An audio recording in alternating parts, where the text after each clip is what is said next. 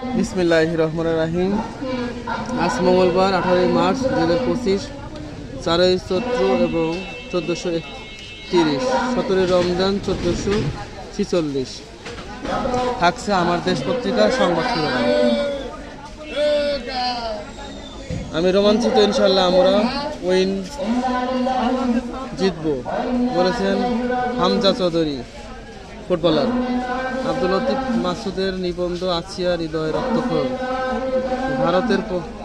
ভারতে প্রকাশ্যে নামাজ পড়ার শিক্ষার্থী গ্রেপ্তার।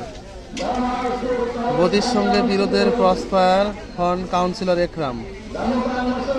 মোদির খুঁটির জোর ছিলেন ওবায়দুল কাদের এবং শুধু র্যাব নয়, ডিজিএফআই, এনএসআই ও পুলিশ এমনকি ইউএনএ মিলে সাজিয়েছিলেন ক্রসফায়ার নাটক। ওবায়দুল কাদেরের কক্সবাজার থেকে ফেরার পথে তার বহরে যোগ হতো 4 থেকে 5টি গাড়ি। এসব গাড়িতে মোদির ইয়াবা চারা নিরাপদে নেওয়া হতো ঢাকায়।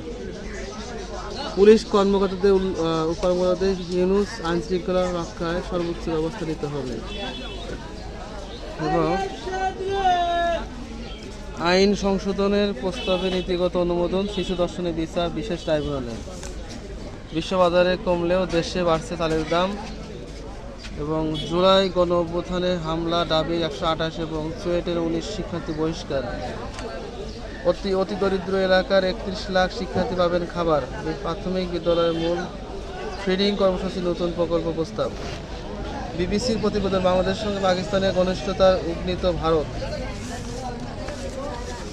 এবং গহনার বাজারে সনাতনী ও আধুনিক নকশার দাপট।